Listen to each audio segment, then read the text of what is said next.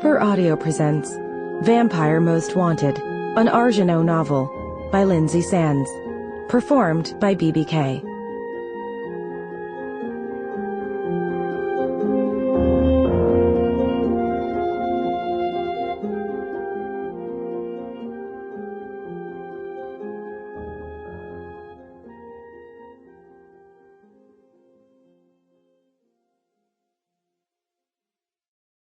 Chapter 1.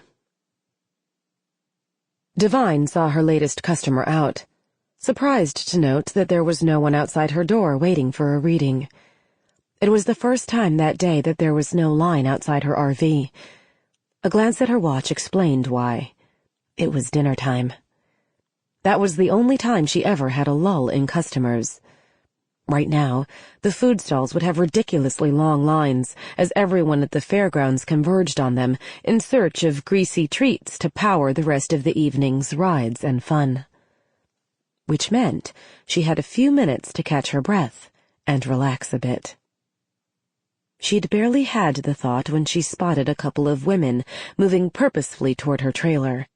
After a brief hesitation, Divine quickly flipped the "back in 5 minutes" sign, let her screen door slide closed, and descended the few steps to the ground. Ignoring the fact that the women were looking alarmed and rushing forward, she slipped around the side of her RV. Most customers would have stopped then, sagged with disappointment, and waited, probably impatiently, but waited just the same. So Divine was a little surprised when her arm was grabbed from behind. She was more surprised, however, by the strength in the hand that latched onto her, until she turned and noted that it wasn't one of the women at all, but a man. A couple inches taller than she, dark-haired and good-looking, he was built like a linebacker. He was also looming over her, deliberately invading her space in a threatening manner as he growled, "What the hell did you say to my wife?" Divine rolled her eyes with exasperation, wondering how she was supposed to know, since she didn't know who his wife was. She was about to say as much, but then realized that there was something familiar about the man, and quickly dipped into his thoughts. A heartbeat later, she was relaxing. Alan Paulson. She murmured his name, getting an almost childish satisfaction when his eyes widened incredulously. "How do you—" "I told your wife that you were having an affair with your buxom, blonde, 20-year-old secretary, Tiffany," Divine interrupted sharply, silencing him at once. "I told her that this Tiffany was pushing for marriage, and that you, not wanting to lose her, but unwilling to give up your wife's money, preferred widowhood to divorce. I told her about your plans to bring about that widowhood on your upcoming vacation. I believe it was either her drowning or suffering a fall while camping in Yosemite National Park." She tilted her head. "As I recall, that trip was scheduled for this week, wasn't it?"